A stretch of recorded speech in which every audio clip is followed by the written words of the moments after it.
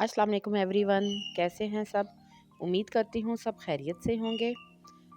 मैं जो आज आपके साथ रेसिपी शेयर करने जा रही हूँ वो है दाल माश। बहुत ही मुनफरिद और बहुत ही इजी रेसिपी। इंशाल्लाह पहले की तरह ये भी आपको पसंद आएगी और ज़रूर ट्राई कीजिएगा और ज़रूर फीडबैक दीजिएगा। तो चलें स्टार्ट करते हैं। सबसे पहले हमने एक पैन में पानी गर्म करने के लिए रख देना है और ये मेरे पास तकरीबन हाफ़ केजी दाल थी और उसको मैंने अच्छी तरह से साफ़ करके भिगो के रख दिया। और मेरे पास टाइम कम था तो सिर्फ मैंने 15 मिनट के लिए इसे भिगोया है।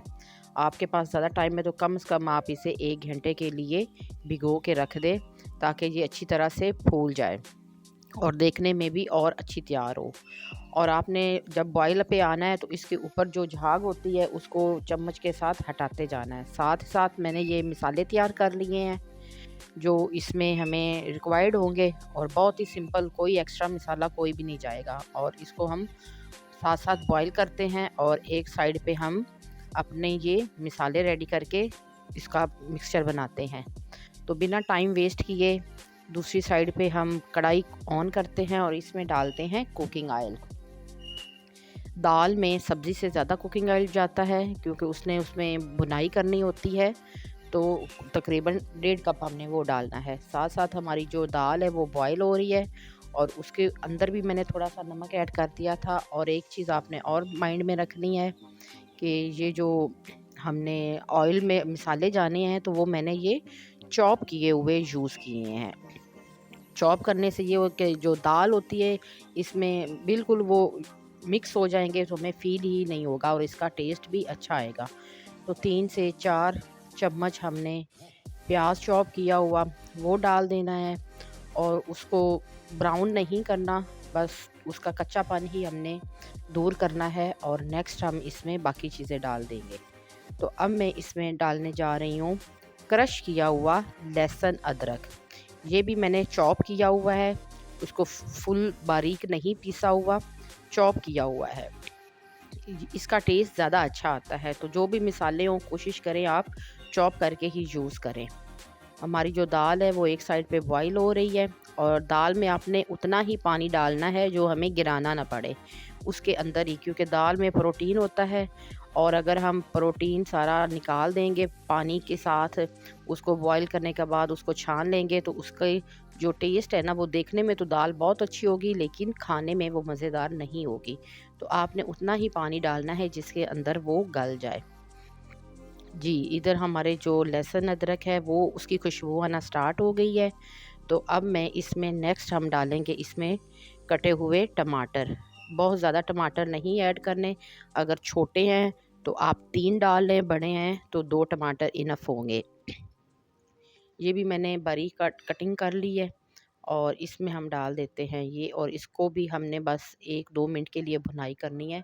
बहुत ज़्यादा जैसे ही टमाटर अपना पानी छोड़ेगा तो इसमें हम मिसाले डाल देंगे। बहुत ही सिंपल मिसाले जाएंगे और सारे जो मिसाले हैं मेरे वो घर में ही उसको क्रश किया हुआ होता है, बारीक पाउडर फॉर्म में नहीं होते। उसमें ये होता है कि उसका जो रंग है सालन का बहुत ही निखर के खूबसूरत आता है। और अगर पिसे हुए होंगे तो नॉर्मली जो सालन है वो ब्लैक शेड में या डार्क ब्राउन शेड में चला जाता है, तो वो देखने में बिल्कुल अच्छा नहीं लगता। तो कोशिश किया करें कि सारे खड़े मिसाले डाला करें। तो ये मैंने दड़ा मिर्च डाली है, चिली फ्लेक्स तकरीबन 3 चम्मच भर के मैंने चिली फ्लेक्स डाल दिए हैं, कुटी हुई लाल मिर्चें। और अब मैं इसमें ऐड करने जा रही हूँ नमक।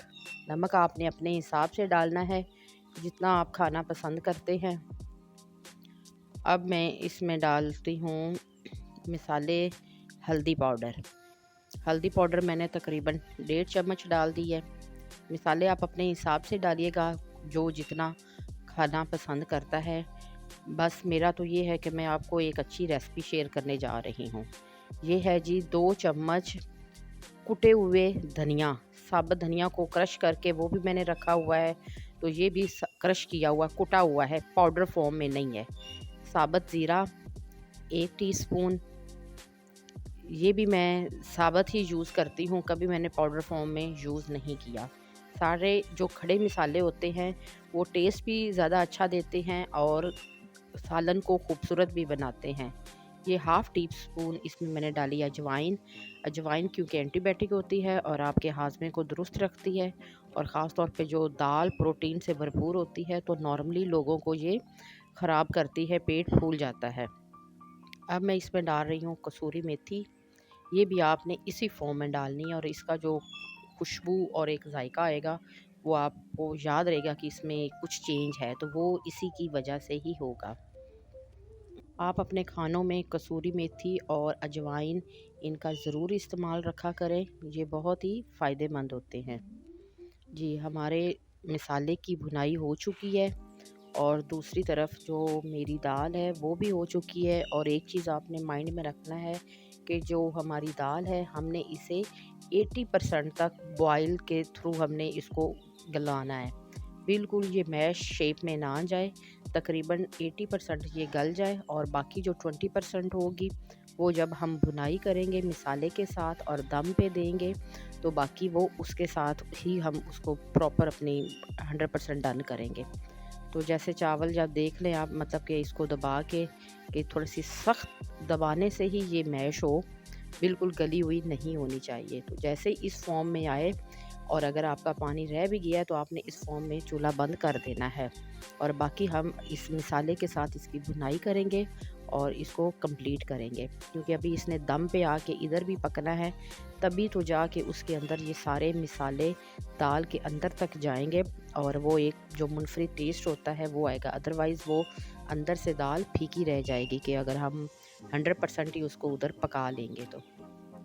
ये जो पानी भी जो थोड़ा सा बचा हुआ था वो भी हमने उसी के अंदर ही ऐड कर देना है, और अच्छी तरह से अब इसकी हमने भुनाई करनी है, और बिल्कुल तेज़ आंच पे नहीं। सालन आप जो भी पकाएं, कुछ सालन ऐसे होते हैं जो तेज़ आंच पे पकते हैं, न तो नॉर्मली जो भी सालन हो आप हल्की आंच पे दम दे के पकाएंगे तो उसमें जायका ज़्यादा आता है, बजाय कि आप तेज़ आंच पे उसको जला के पकाएंगे तो। सो आग हमने नॉर्मल कर देनी है, और इसकी भुनाई करनी है कि ये जो सारा पानी है इसके अंदर खुश्क हो जाए और अच्छी तरह से भुनाई हो जाए।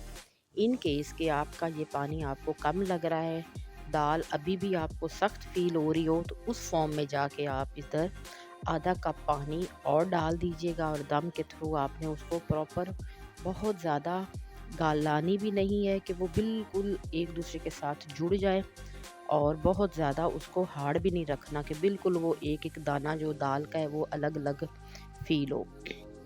तो ये देखें, मेरी जो दाल है वो माशाल्लाह से बड़ी प्यारी तैयार हो रही है, और इतनी प्यारी खुशबू आ रही है कसूरी मेथी की और ज़ीरे की, कि दिल कर रहा है बस अभी से ही इसे मैं ऐसे चम्मच के साथ खा लूँ।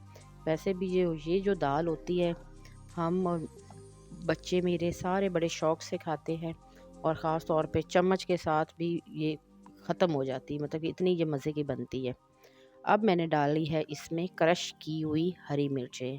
नॉर्मल लोग सारी मिर्चों को एंड पे डाल के और उसको बड़ी बड़ी शेप में काटते हैं, तो मैंने क्रश इसलिए की है कि आपके हर बाइट के अंदर जो हरी मिर्च का टेस्ट होता है एंड पे डालनी होती हैं, और क्रश करके डालें, ताकि आपके हर बाइट के अंदर फ्रेश हरी मिर्च का टेस्ट आए, और ये बहुत ही मज़े का टेस्ट लगेगा। आपने लाज़मी इसको क्रश करके डालना है, और एंड पे आपने गार्निश के लिए और दूसरी तरह भी वो डाल सकते हैं। यहाँ मुझे दाल में थोड़ी सी कमी फ़ील हुई थी, तो मैंने थोड़ा सा पानी और डाल के उसे फिर दम दे दिया था, ताकि जो शेप मुझे चाहिए, जिस टेक्सचर की दाल चाहिए, वो सेम उसी में ही आए। तो अब ऑलमोस्ट ये बिल्कुल जो मुझे चाहिए थी उस शेप में आ गई है दाल हमारी। खुशबू भी बहुत प्यारी आ रही है। एंड पे यहाँ पे आप, अगर आप ज़ीरे का पाउडर इस्तेमाल करना चाहें तो वो भी आप कर सकते हैं, मज़ीद उसे खुशबू देने के लिए। अदरवाइज़ ये इसका जो अपना अंदर से इसकी जो खुशबू आ रही है वो बहुत ही मज़े की आ रही है, खाने में भी बहुत मज़े की लगेगी और देखने में भी।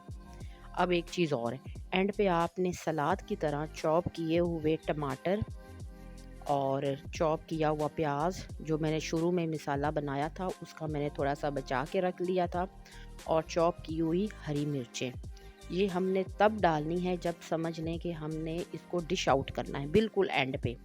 कच्ची जैसे हम सलाद खाते हैं ना, उस फॉर्म में हमने ये यूज़ करना है, और बस इसको हिला के उसके अंदर हल करना है और फ़ौरन ही इसे डिश आउट कर लेना है। इसके बाद इसके ऊपर ढक्कन नहीं देना ताकि ये बिल्कुल सॉफ्ट ना हो जाए, ऐसे खड़ी-खड़ी ही ये चीज़ें नज़र आनी चाहिए। इसका एक बहुत ही मज़े का ये होगा। तो फाइनली ये है मेरी दाल की लुक। ये आप सर्व करें गरम-गरम और इंशाल्लाह जो भी ये दाल खाएगा ज़रूर आपसे रेसिपी पूछेगा कि ये दाल आपने कैसे बनाई है। तो इंशाल्लाह नेक्स्ट टाइम और लेके आऊँगी इसी दाल को एक और अंदाज़ में शिमला मिर्च के साथ। वो भी मेरे घर में बहुत शौक़ से खाई जाती है और आपको वो भी मैं आपके साथ रेसिपी शेयर करूँगी। तो ये ज़रूर बनाइएगा और दुआओं में याद रखिएगा और बताइएगा कि ये मेरी आपको सिंपल सी रेसिपी कैसी लगी और इसे ट्राई भी ज़रूर कीजिएगा। इंशाल्लाह आपको ये पसंद आएगी। ओके जी, दुआओं में याद रखिएगा। अल्लाह हाफ़िज़।